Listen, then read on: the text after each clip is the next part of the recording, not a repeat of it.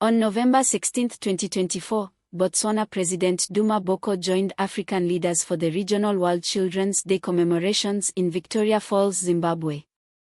The event, hosted by SADC chairman and Zimbabwe President Emmerson Mnangagwa, brought together African dignitaries to champion children's rights and education. The day began with a spirited march through Victoria Falls, where children from participating countries made their voices heard, calling on leaders to invest in inclusive and quality education. UNICEF Regional Director for Eastern and Southern Africa, Etliva Kadili, walked alongside them, emphasizing the importance of listening to the younger generation. The official ceremony unfolded at Baobab Primary School, with Mnangagwa and Boko addressing the thousands in attendance. Both leaders acknowledged the children's heartfelt pleas for educational reform and vowed to prioritize accessible, high-quality education across Southern Africa. President Boko was accompanied by Minister of Youth and Gender Affairs, Lesigo Chombo, and Minister of Basic Education and Child Welfare, Nono Kafila Makoka. The event culminated with the ceremonial lighting of the Torch of Hope, led by Zimbabwe's Vice President Constantino Chiwenga, igniting renewed aspirations for educational reform and the advancement of quality learning opportunities for all children in the region. In a symbolic gesture, President Mnangagwa passed the torch to President Boko, as it was revealed that Botswana will host the World Children's Day festivities in 2025. As the day concluded, the festivities reflected a shared mission among Southern African nations to safeguard the future by investing in their most precious resource, the children. Oh, what a joy, what a blessing it is to be in the of brilliance and of pure beauty in these children. Thank you so very much. Let me gratefully acknowledge and thank the President of the Republic of Zimbabwe, President Emmerson Mnangagwa, for hosting us here today. Let me also acknowledge humbly and thank all the representatives of the countries that are part of this initiative and acknowledge them warmly. Thank and acknowledge the United Nations, acknowledge UNICEF, and thank you, every single one of you, individually and personally. Thank you so much. I sat there listening attentively to our children. They spoke eloquently. They spoke passionately. They spoke with astringent clarity. They placed before us all their demands, their expectations. They handed to us their pleas and their conjurations about the present, and they defined in no uncertain terms a future that is spectacularly different from what they are experiencing today. I heard them. I understood them. They spoke to me. They spoke to my heart. I must state here and now, I agree entirely with everything that you've said. I make the solemn pledge and commitment to you today that your demands, your aspirations shall be mine to embrace, mine to carry out together with you.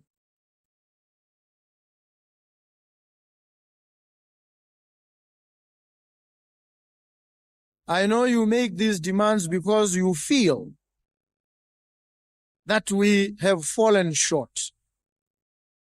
And indeed we have. We may have tried. Maybe you feel some exasperation that we did not try hard enough, or that we are not trying hard enough. I pledge to you today that we will intensify all efforts to meet and satisfy the demands, the expectations that you've placed before us today. And I hope that in doing so, you will be there with us. When I spoke with my president from Botswana, a young lady of such amazing eloquence, wondrous brilliance, I said to her, I will make myself available so that anytime she wants to engage with me, she wants to have a meeting with me, she wants to talk to me, I will avail myself.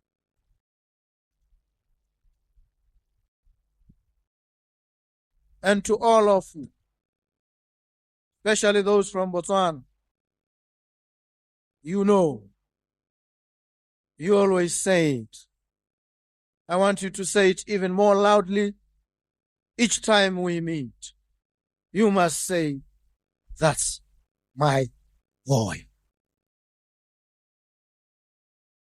Because I'm indeed your boy, ready to carry out these demands, these aspirations, ready to work with you. So thank you so much. Thank you very, very much.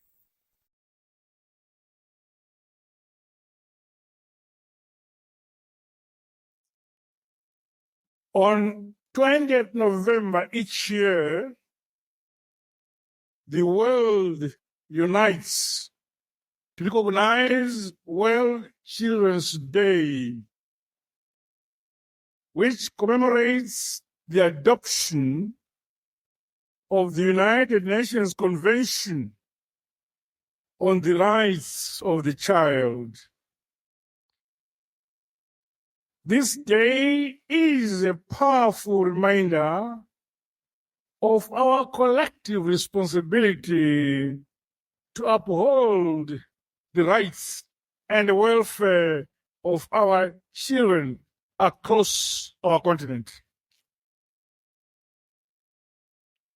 Zimbabwe is particularly honored to host these celebrations today here at the scenic city of the majestic Victoria Falls. I need to explain why we call it the majestic Victoria Falls. Actually, its actual name is Mosiotunya. That's the correct name.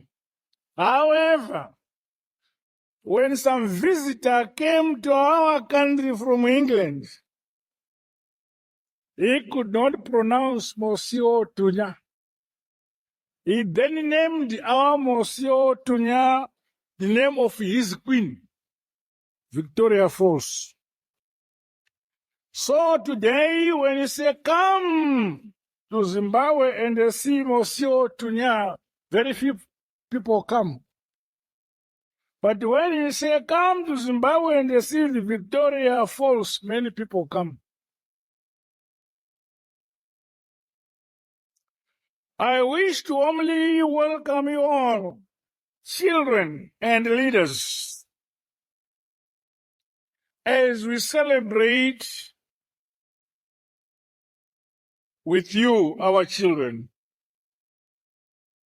the 2024 Regional World Children's Day.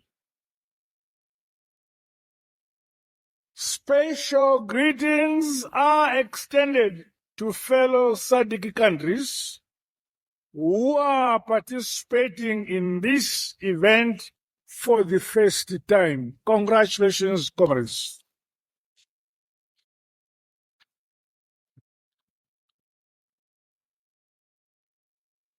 Your presence today signifies the long-standing excellent fraternal relations and solidarity within our region,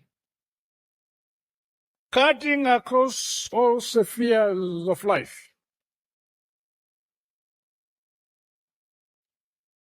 We have heard from a broader cross-section of voices of our children as they presented their views, perspectives, and recommendations.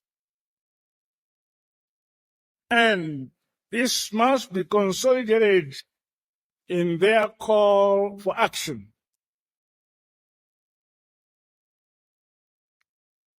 To my dear colleague, His Excellency Advocate Duma Boko, we are extremely delighted to have you with us, my dear brother. I also wish to once again congratulate you on your election to the esteemed office of President to your great country, the Republic of Botswana. Congratulations.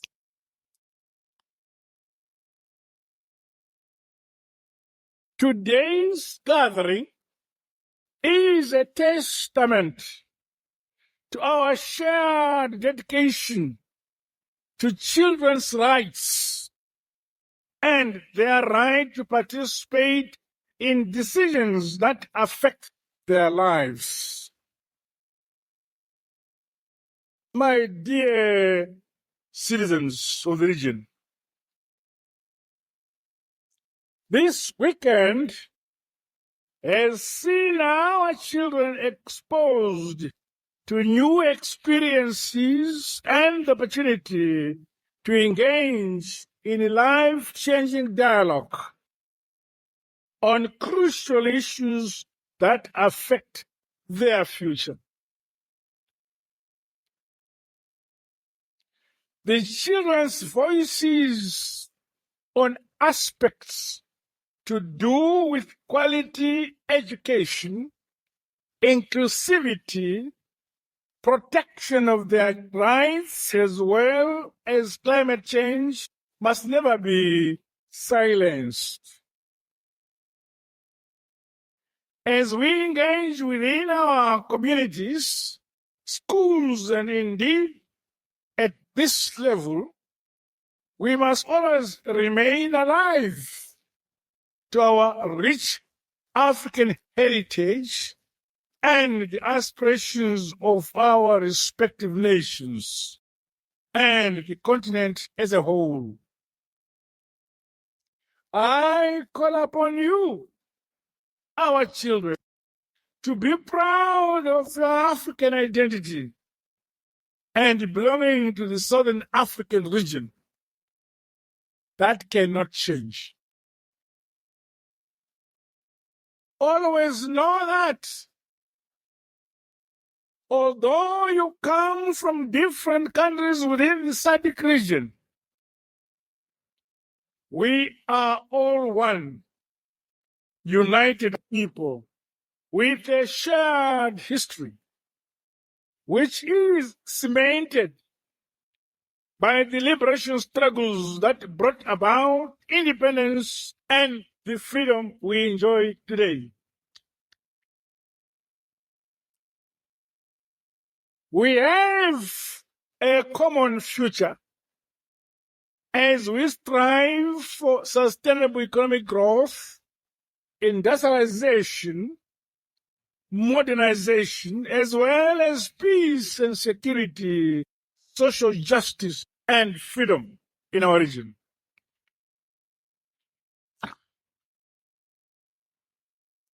The theme for this year's celebrations, said I quote, educate and skill the African child for prosperity, end of quote. Dovetails with the African Union's declaration of 2024 as the year of education.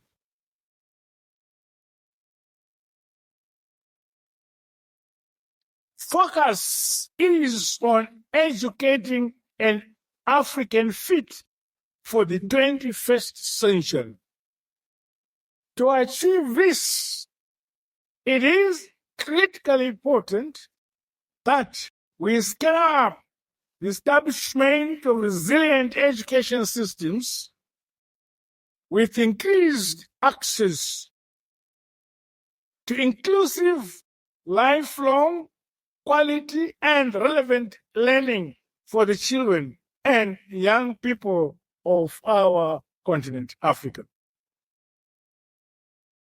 This noble aspiration entails that all of us, leaders and stakeholders alike, have an obligation to empower our children and young people with heritage-based knowledge and skills they will need to realize the Africa we all want.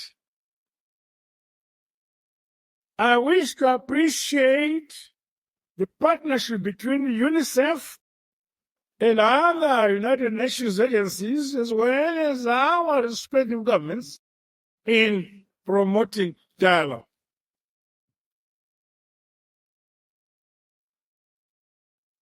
Our coordinated efforts create an enabling environment that will undoubtedly result in children and young people of Africa who are fit for the future.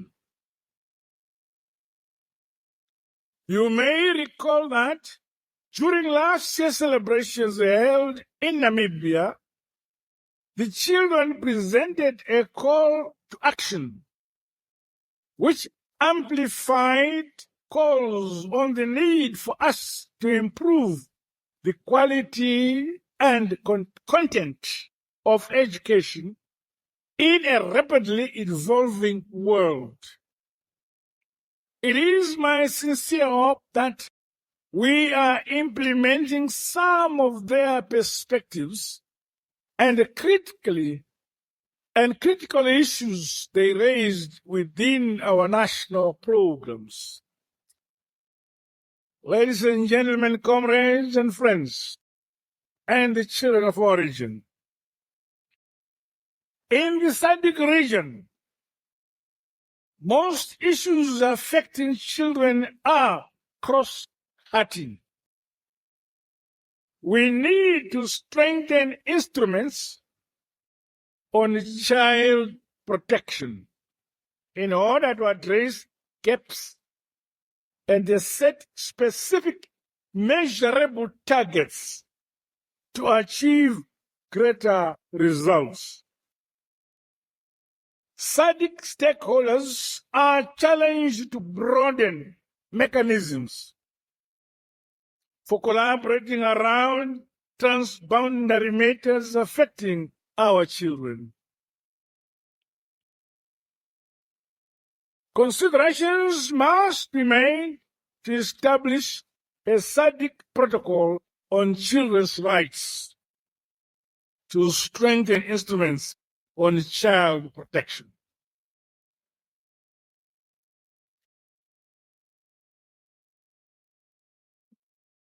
On its part, Zimbabwe remains committed to enhancing the rights of children, specifically with regards to education, all children have a right to be in school despite their location, their race, parental status, disability, and gender, among others.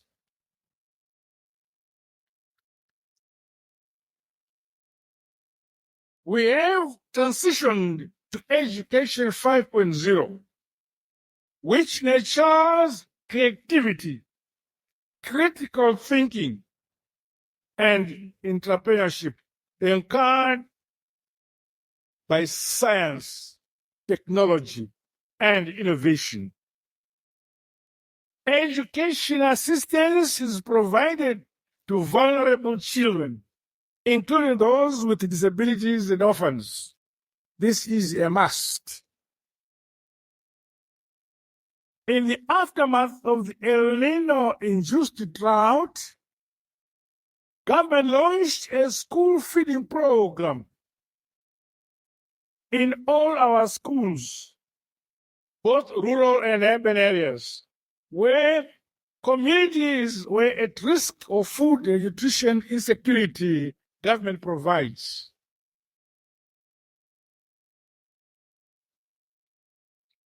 Civil society organizations and community-based groups, including the Angel of Hope Foundation, whose patron is the First Lady of Zimbabwe, Dr. Mnangagwa, have proved invaluable partners in our quest to meet the needs of our children and guarantee their moral upbringing, Ubuntu. As we scale up activities guided by this year's theme, our children must be taught that a country is built, a country is governed, a country is prayed for by its people. You cannot ask other people to build your country. You cannot ask other people to govern your country. You cannot ask other people to pray for your country.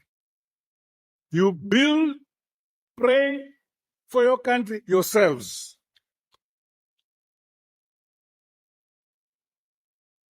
You, our children, must grow up knowing that you have the duty to build.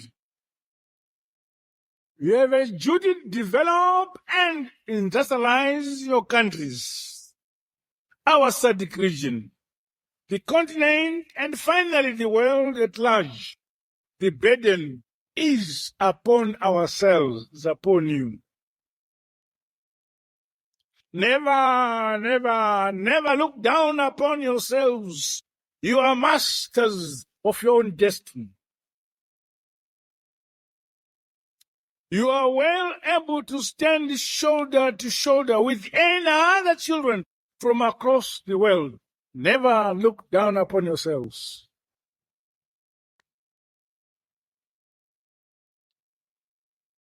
This is the kind of mindset that must take root within you for posterity. Be proud of who you are. Arts, culture, and heritage, along with our unique natural resources and tourism endowments, are critical parts of our identity as a people.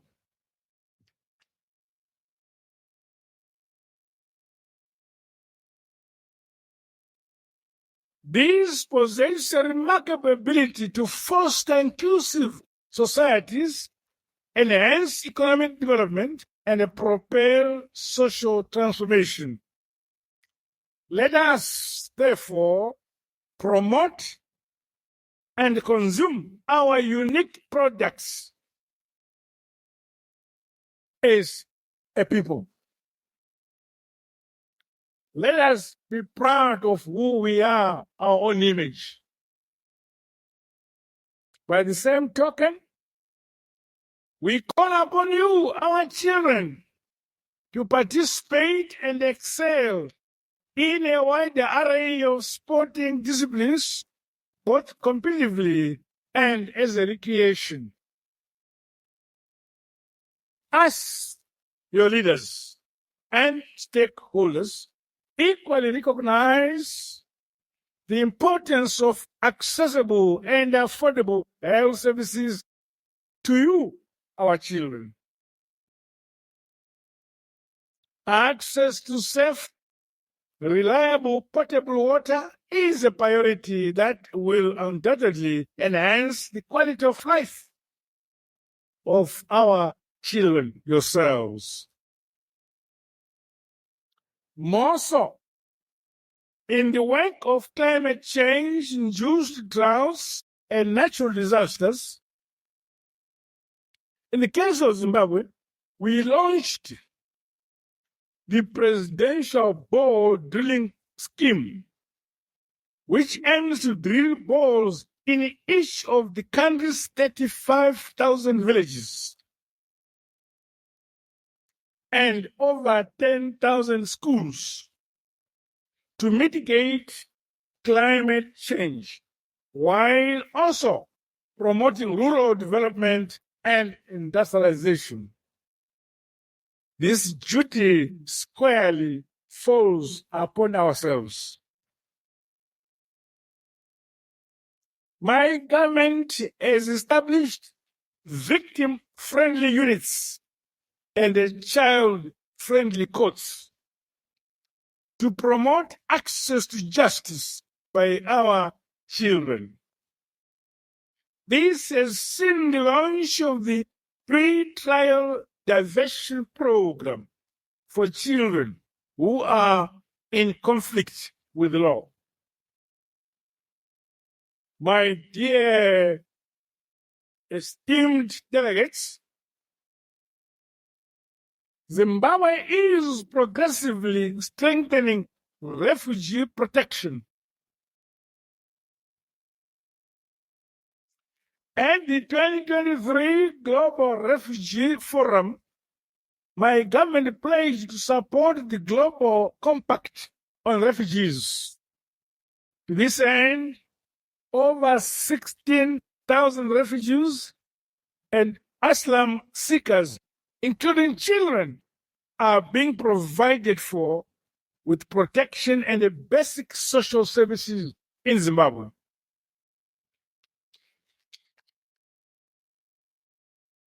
Furthermore, we have put in place measures to prevent instances of statelessness, particularly for refugees whose rights to identity are upheld through the facilitation of birth registration to ensure access to services as espoused by our Constitution.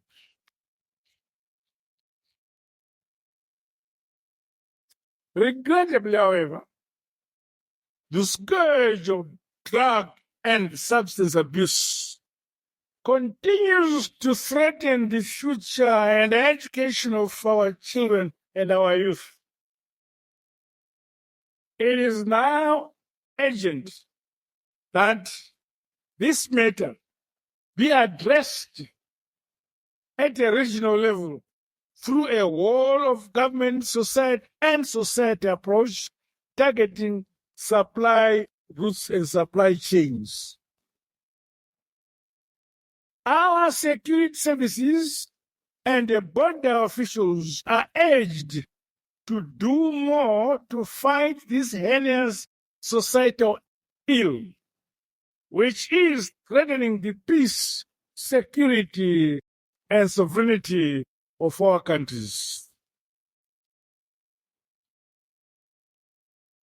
Ladies and gentlemen, and our children gathered here, in conclusion, I urge all of us to recommit to availing resources towards child-focused initiatives in line with the appeals of our children in their call to action, bearing in mind that children are the future leaders of our respective countries.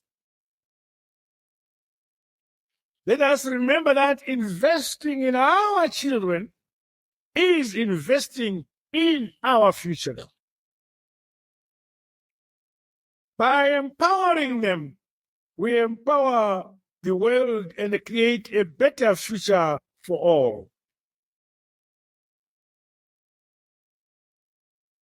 To you, our children, I sincerely thank you all for coming to this event here in Zimbabwe and here at Victoria Falls.